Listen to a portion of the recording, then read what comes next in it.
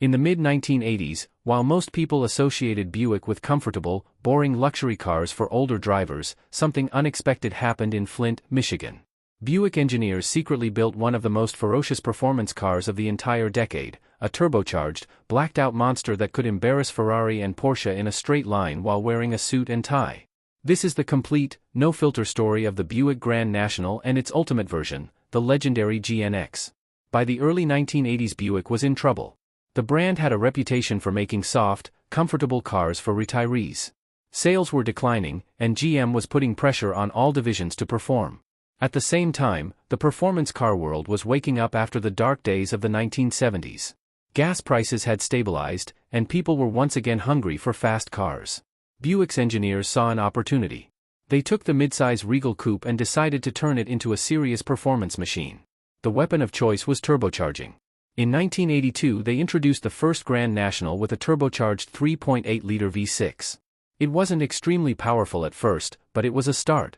The car had a distinctive black paint scheme with gold accents, T-tops, and aggressive styling that made it look mean even when parked.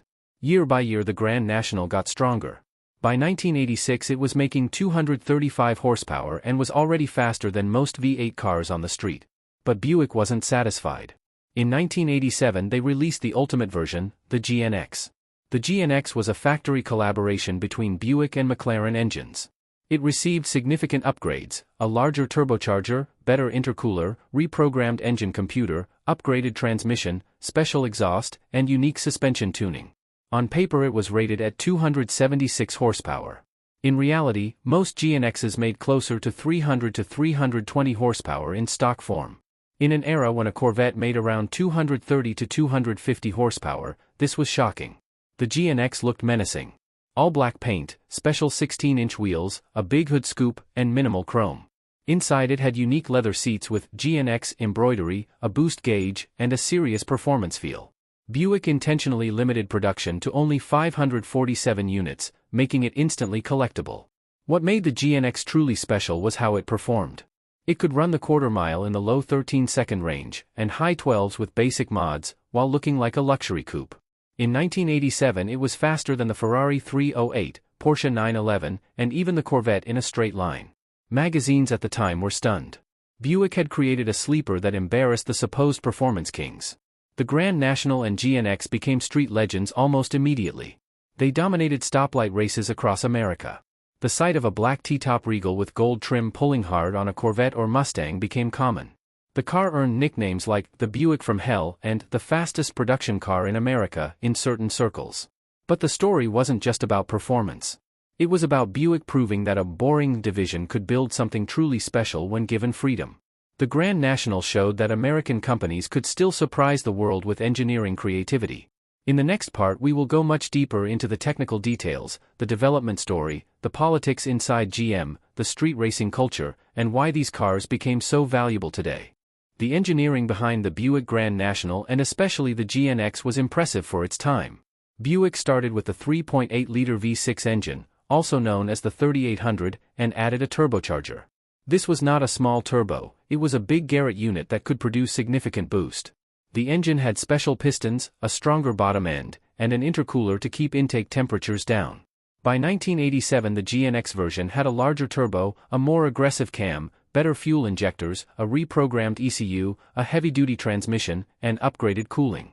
The exhaust system was freer flowing, and the suspension was stiffened with special shocks and bigger sway bars. The rear axle was strengthened to handle the massive torque. On the outside the GNX looked sinister. All black paint with no chrome except for the badging, a functional hood scoop, special 16-inch wheels, and a lower stance. Inside it had unique leather seats with GNX logos, a boost gauge in the instrument cluster, and a more serious feel than regular Grand Nationals. The performance numbers were shocking for 1987. Buick officially rated the GNX at 276 horsepower and 330 lb-ft of torque. In real-world testing many cars made closer to 300 to 320 horsepower at the wheels. The car could run the quarter-mile in 13.5 seconds stock and high 12s with simple modifications. Top speed was electronically limited to 124 miles per hour, but without the limiter it could go well over 150 miles per hour. What made the GNX truly dangerous was its torque. It had massive low-end and mid-range torque, which made it extremely quick off the line and in roll races. In an era when most performance cars were still struggling with emissions and fuel economy, the Buick was a wolf in sheep's clothing. It looked like a luxury coupe your uncle might drive, but it could destroy most sports cars in a straight line. The Grand National also had a huge presence in street racing culture. Black T-top GNs became common at stoplight battles across America. The sight of a seemingly ordinary Buick pulling hard on a Corvette or Mustang became legendary. The car earned a fearsome reputation on the street that far exceeded its official specifications. Inside GM there was politics involved. The success of the Grand National embarrassed some other divisions, especially Chevrolet with the Corvette.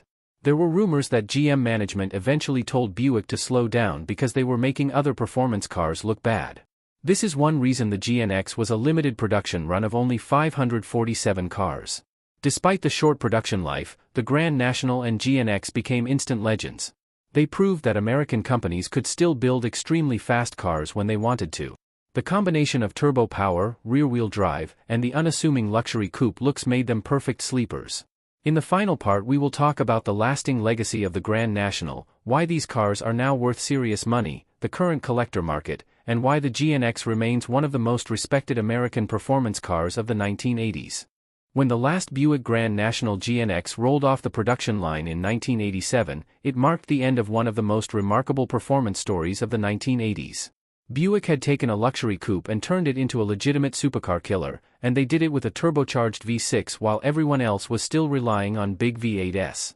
Today the Grand National and especially the GNX are highly prized collector cars. Clean, original examples in good condition regularly sell for strong money.